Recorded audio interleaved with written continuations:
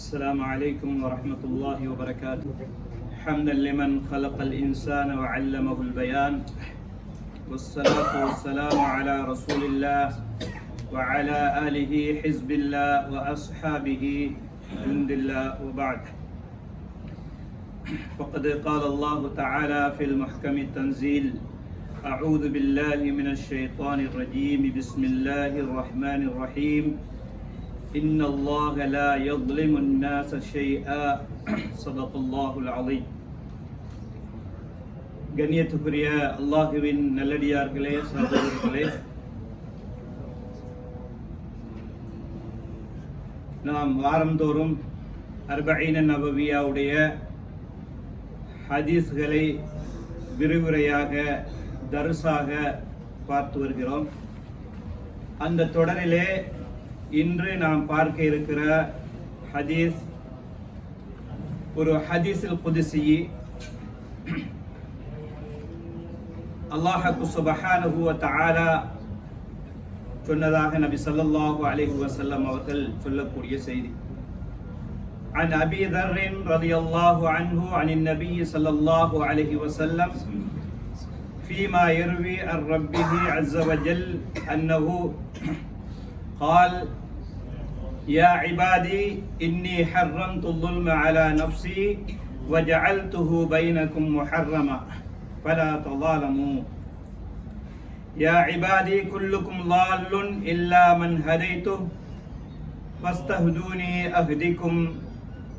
يا عبادي كلكم جائع إلا من أطعمته فاستطعموني أطعمكم. إلى آخر الحديث. இந்த ஹதீஸுல் குதுஸி ஒரு நீண்ட ஹதீஸ், நிறைய செய்திகளை சொல்லக்கூடிய ஹதீஸ். அல்லாஹ் சொல்லுவதாக நபி ஸல்லல்லாஹு அலைஹி வஸல்லம் அவர்கள் சொன்னார்கள்: யா இபாதி இன்னி ஹர்ரம்து ظுல்ம அலா நஃப்ஸி வஜஅல்துஹு பைனக்கும் முஹர்ரமா ஃபலா தலாலமு. இந்த விஷயத்தை மாத்திரம் இன்றைக்கு இந்த தர்ஸிலே நாம் பார்க்கணும். முதலாவதாக அல்லாஹ் சொல்லுகிறான்: யா இபாதி, எனது அடியார்களே, இன்னி ஹர்ரம்து ظுல்ம அலா நஃப்ஸி, அநியாயம் செய்வதை எனக்கு நானே ஹராமாக்கி இருக்கிறேன். வஜஅல்துஹு பைனக்கும் முஹர்ரமா, உங்களுக்கும் அதனை நான் ஹராமாக்கி இருக்கிறேன், ஹராமாக்கி விட்டேன். ஃபலா தலாலமு, நீங்கள் ஒருவருக்கொருவர் அநியாயம் செய்து கொள்ளாதீர்கள் என்ற செய்தியை அல்லாஹ் சுப்ஹானஹு வ தஆலா ஹதீஸுல் குதுஸி மூலமாக எமக்கு சொல்லித் தருகிறார். அன்பார்ந்த சகோதரர்களே, இதுல முதலாவதாக யா இபாதி இன்னி ஹர்ரம்து ظுல்ம அலா நஃப்ஸி, எனது அன்புக்குரிய அடியார்களே, அநியாயம் செய்வதை எனக்கு நானே ஹராமாக்கி இருக்கிறேன் என்று அல்லாஹ் சொல்கிறான். இதனை உறுதிப்படுத்தும் முகமாக அல்லாஹ் திருமறையிலே பல இடங்களிலே இதனை சொல்லுகிறான்.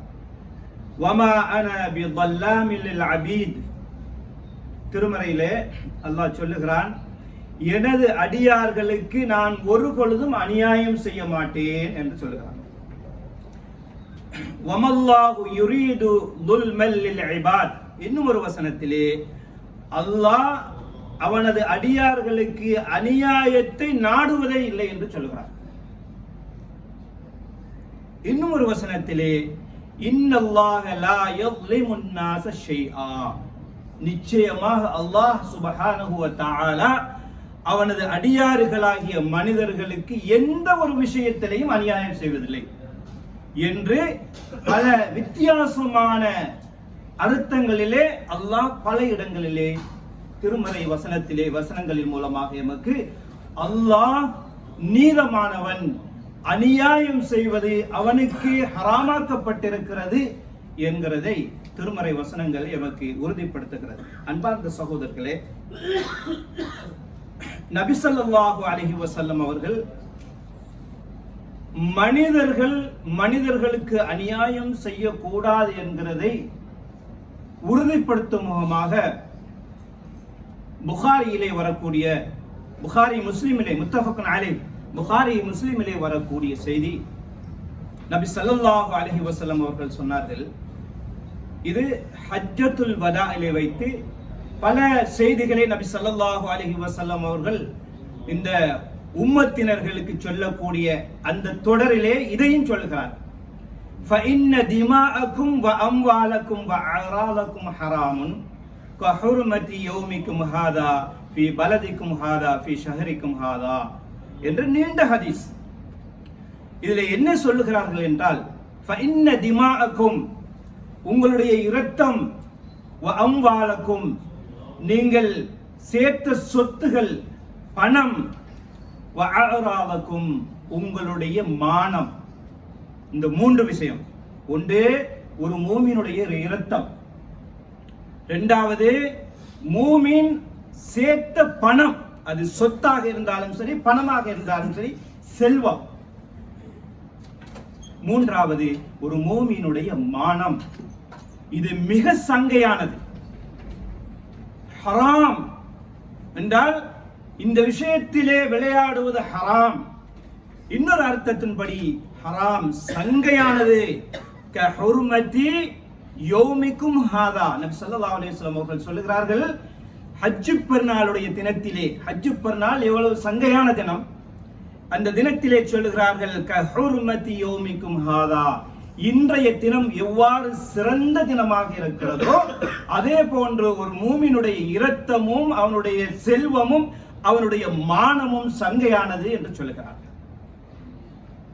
ஃபீ பலதிக்கும் ஹாதா, மக்கா நகரிலே ஹஜ்ஜத்துல் வதாஇலே வைத்து சொன்ன செய்தி.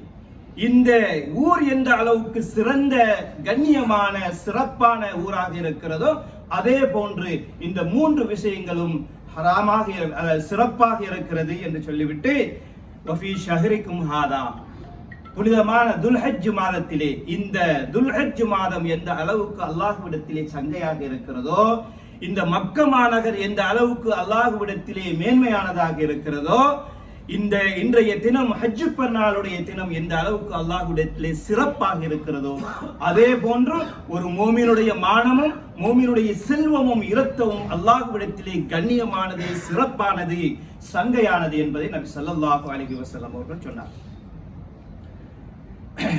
அன்பார்ந்த சகோதரர்களே, இந்த ஹதீஸினுடைய தொடரிலே நீங்கள் இந்த உலகத்திலே எப்படி நடந்தாலும் وَسَتَلْقَوْنَ رَبَّكُمْ فَيَسْأَلُكُمْ عَنْ أَعْمَالِكُمْ சொன்னார்கள், என்றோ ஒரு நாள் இந்த உலகத்தை விட்டு நீங்கள் பிரிய இருக்கிறீர்கள், அல்லாஹ்வுடைய சன்னிதானத்திலே அல்லாஹ்வை சந்திக்க இருக்கிறீர்கள்.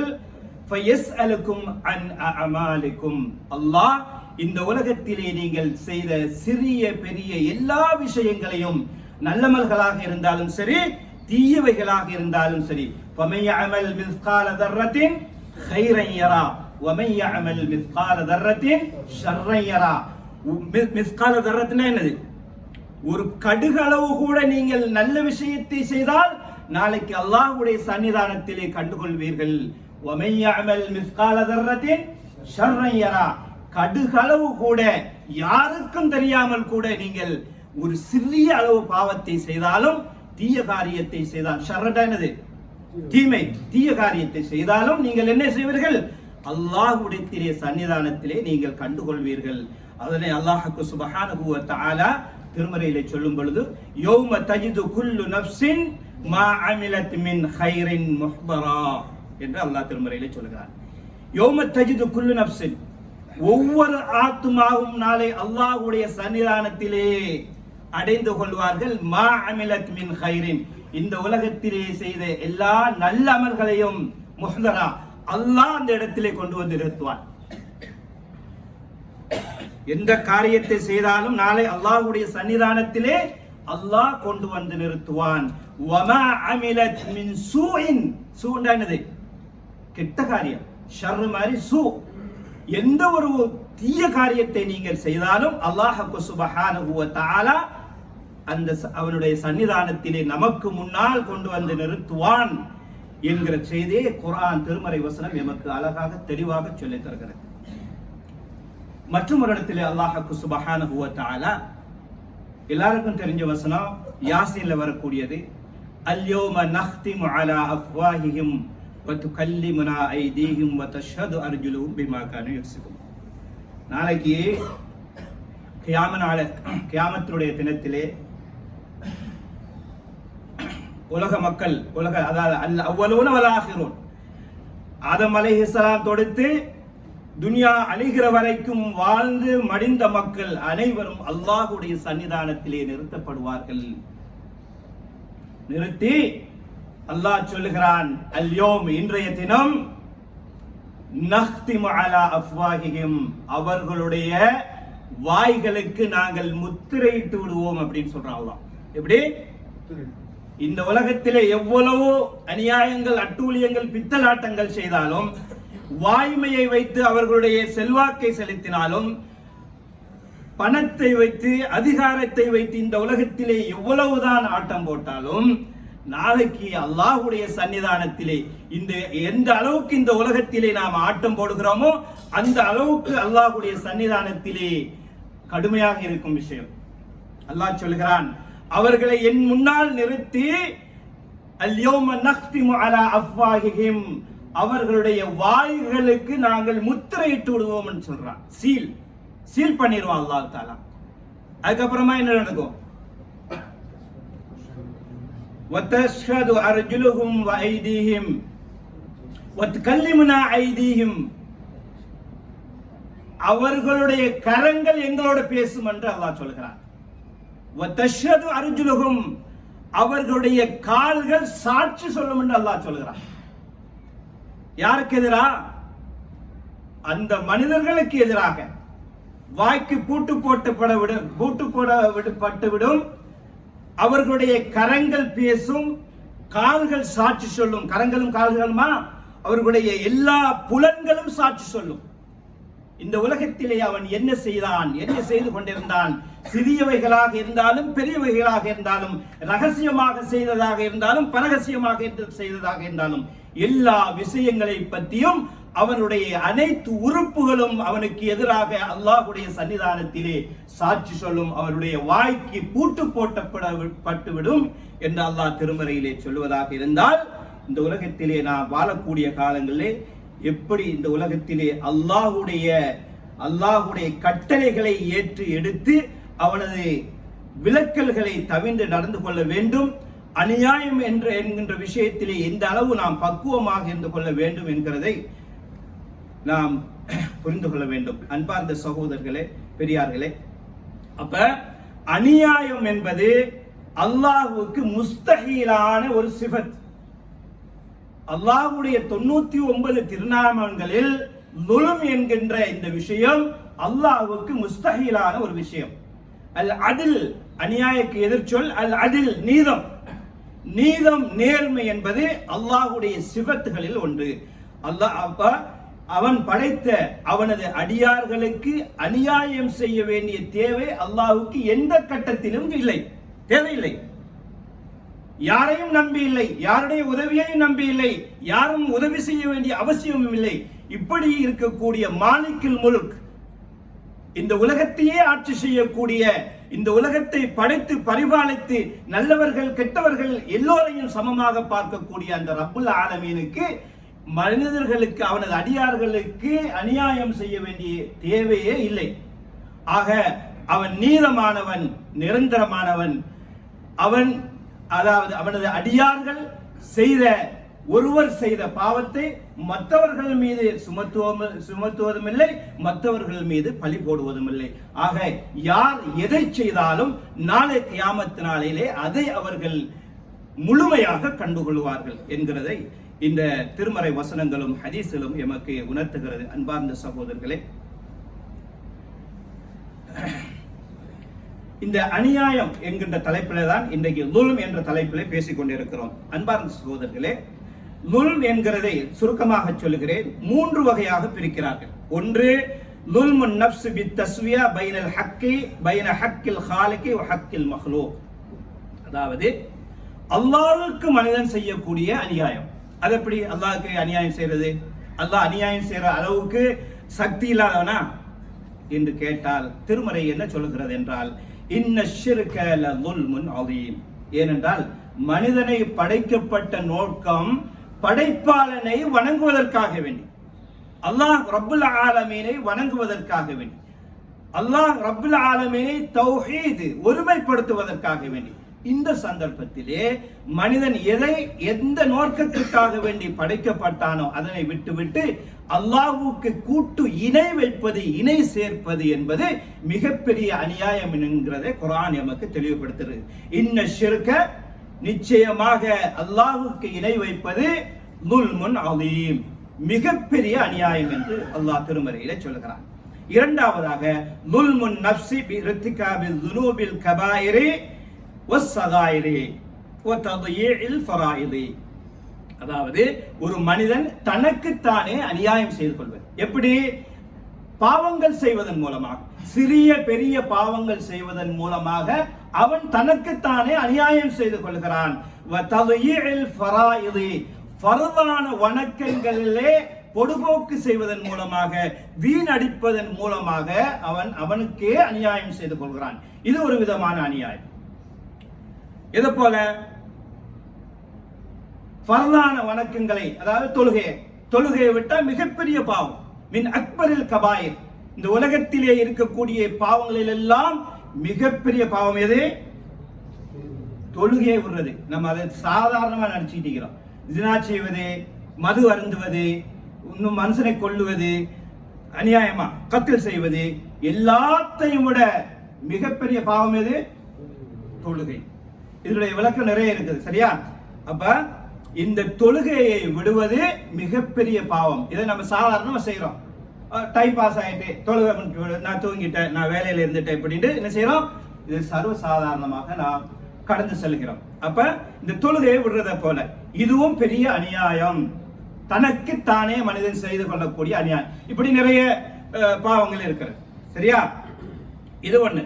அப்ப அல்லாஹ் திருமறையில என்ன சொல்லுகிறான் என்றால், வமை யதஅத்த ஹுதூதல்லாஹி ஃபகத் ஸலம நஃப்ஸஹு, யார் அல்லாஹ்வுடைய வரையறையை மீறுகிறார்களோ ஃபகத் ஸலம நஃப்ஸஹு, அவனுக்கே அநியாயம் செய்து கொண்டான். சரியா? அல்லாஹ்வுடைய வரையறை என்ன? அல்லாஹ் எதை செய்ய வேண்டாம் என்று சொல்லுகிறானோ அதை செய்வது, எதை செய்ய சொல்லுகிறானோ அதை செய்யாமடுவது, இது அல்லாஹ்வுடைய வரையறையை, வரம்பை மீறுவது.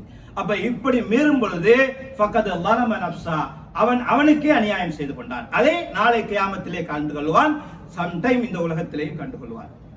சரியா? மூன்றாவதாக ظுல்முன் நாஸி பித்தஅத்தி அலா அம்வாலிஹிம் வ திமாஇஹிம் வ அராதிஹிம். இதோட நிறைவுக்கு வருவோம் இன்ஷா அல்லாஹ்.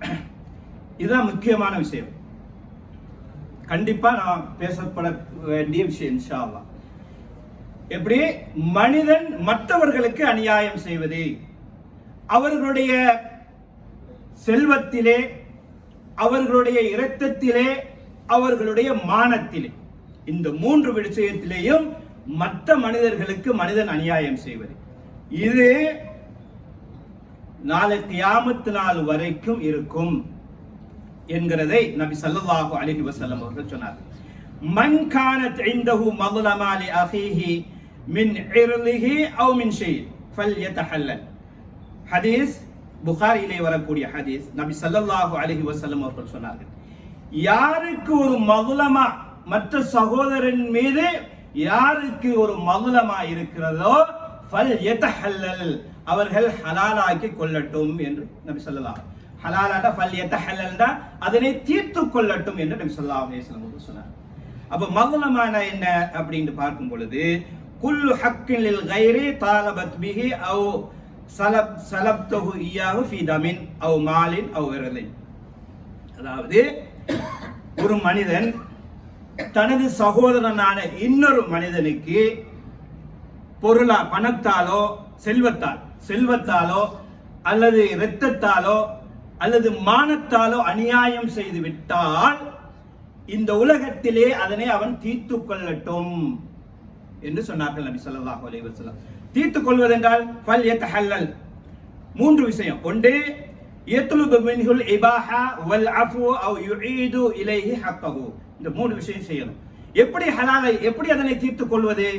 ஒன்று, உதாரணமாக ஒருத்தருடைய பணத்தை நாம் என்ன செய்யும், ஹக்குக்கு மாறாக எடுத்துக்கோ, அபகரிச்சு விட்டோம் அல்லது களவாடி விட்டோம் அல்லது கடனாக அல்லது அமானிதமாக கொடுக்கப்பட்டதை நாம் அவர் சுத்துமாத்து பண்ணி அதனை என்ன செய்து விட்டோம், கொள்ளையடித்து விட்டோம்.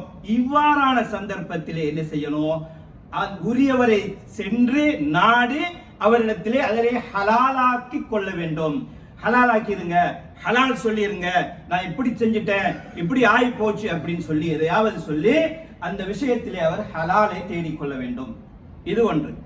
அல்லது ஒரு மனிதனை ஏசி பேசி அவருக்கு எதிராக கீபத்து புறம் பேசி கோல் சொல்லி அவதூறு சொல்லி இவ்வாறான விஷயங்கள் ஈடுபட்டிருந்தால் அவரிடத்திலே போய் மன்னிப்பு கேட்க வேண்டும். நான் உங்களை பத்தி இப்படி நான் புறம் பேசிட்டேன், இப்படி பத்தி இன்னார்கிட்ட பேசிட்டேன், அவதூறு சொல்லிட்டேன், பொய்யான பிரச்சாரத்தை அவிழ்த்து விட்டுட்டேன், இப்படி சொல்லி அவரிடத்திலே மன்னிப்பு கேட்டுக்கொள்ள வேண்டும். மூன்றாவதாக அப்படி இல்லைண்டா நம்மகிட்ட பொருளாதார வசதி இருக்குது, நல்ல நிலைமையில இருக்கிறோம்டா, யார்கிட்ட நம்ம தவறாக நடந்து கொண்டோமோ பண விஷயத்துல அல்லது மற்ற ஏதாவது ஒரு விஷயத்துல அதனை அவரிடத்திலே திருப்பி கொடுத்து விட வேண்டும். விஷயத்தை சொல்லி என்ன செய்யணும், திரும்ப கொடுத்து விட வேண்டும். ஆக அன்பார்ந்த சகோதரர்களே, இப்படி இல்லை என்றால் நபி ஸல்லல்லாஹு அலைஹி வஸல்லம் அவர்கள் சொன்னார்கள், قبل أن لا يكون دينارا ولا درهما قبل أن لا يكون دينار ولا درهم إن كان له عمل صالح أخذ منه بقدر مظلمته. நபி ஸல்லல்லாஹு அலைஹி வஸல்லம் இந்த ஹதீஸ் சுருக்கமா சொல்றேன். நபி ஸல்லல்லாஹு அலைஹி வஸல்லம் சொன்னார், புகாரில வரக்கூடிய செய்தி. அப்படி இல்லைண்டா நாளை கியாமத் நாளையிலே நீங்கள் அதனை செலுத்த வேண்டி வரும். அதுல இருந்து ஒரு பொழுதும் தப்பித்துக் கொள்ள முடியாது. அப்போ பணத்தை களவாடிட்டோம், பொய் சொல்லி எடுத்துட்டோம் அப்படின்னா கியாமத் நாளையில உங்கள்கிட்ட பணம் இருக்குதா கொடுக்கறதுக்கு? அதான் கபல அல்லா யகூன தீனாருன் வலா திர்ஹம், தீனார் திர்ஹமா மாறம் வந்து நீங்க என்ன செய்யுங்க, அதனை இந்த உலகத்திலேயே தீர்த்துக் கொள்ளுங்கள் என்று நபி ஸல்லல்லாஹு அலைஹி வஸல்லம் அவர்கள் சொன்னார்கள். நீங்க தீர்த்துக் கொள்ளவில்லை என்றால் நபி ஸல்லல்லாஹு அலைஹி வஸல்லம் அவர்கள் சொன்னார்கள், இன்கான லஹு அமலுன் சாலிஹுன் உஹித மின்ஹு பிகதரி மதலமதிஹி. நம்ம நிறைய நல்ல அமல்கள் சாலிகான அமல்கள் செஞ்சுட்டு இந்த உலகத்துல இருந்துட்டு மரணிக்கிறோம் அப்படின்னா நாம் ஏதோ ஒரு விதத்துல அநியாயத்துல மாட்டிக்கிட்டோம்டா கியாமத் நாளையிலே நமது சாலிகான நல்ல அமல்களை எடுத்து அந்த மனிதனுக்கு கொடுக்கப்படும். அப்ப நம்மகிட்ட சாலிகான நல்ல அமல்கள் இல்லை என்றால் என்ன செய்யப்படும்? அதனை தொடரிலே சொல்லுகிறார்கள், நம்மகிட்ட சாலிகான நல்லமல்கள் இல்லை என்றால் அவனுடைய தீமையை எடுத்து நம்ம மேல சுமத்தப்படும். அல்லாஹ் அக்பர், நஊது பில்லாஹி மின்ஹா. இந்த கட்டத்தை யோசிச்சு பாருங்க சகோதரர்களே. ஆக அநியாயம் என்பது யாராலும் இந்த உலகத்திலே ஈடு கொடுக்க முடியாத மிகப்பெரிய ஒரு பொறுப்பு சுமை. இந்த விஷயத்திலே கவனமாக இருந்து கொள்ள வேண்டும் சகோதரர்களே. தெளிவாக இந்த விஷயத்திலே உங்களுக்கு பல குர்ஆன் வசனங்களையும் ஹதீஸ்களையும் எடுத்து சொன்னேன். யாராவது அந்த விஷயத்திலே சம்பந்தப்பட்டவர்கள் இருந்தால் நான் மேலே எதை எப்படி அதனை தீர்த்துக் கொள்ள வேண்டும் என்று சொன்னேனோ அதை போன்று உரியவர்களை அணுகி அந்த விஷயங்களை தீர்த்துக் கொள்வது இந்த உலகத்திலே நாம் மறு உலகத்தினுடைய ஆபத்திலிருந்து நம்மை பாதுகாத்துக் கொள்ளக்கூடிய வழியாக இருந்து கொண்டிருக்கிறது. ஆக அன்பார்ந்த சகோதரர்களே, மேலே எந்த விஷயங்கள் சொல்லப்பட்டதோ அதனை எமது வாழ்க்கையிலே பரிபூர்ணமாக எடுத்து நடந்து அல்லாஹ்வுடைய நெருக்கத்தை பெற்ற நன்மக்களில் அல்லாஹ் நம் அனைவர்களையும் கபூல் செய்வானாக. வஆகிரு தஅவானா அனில் ஹம்துலில்லாஹி ரப்பில் ஆலமீன்.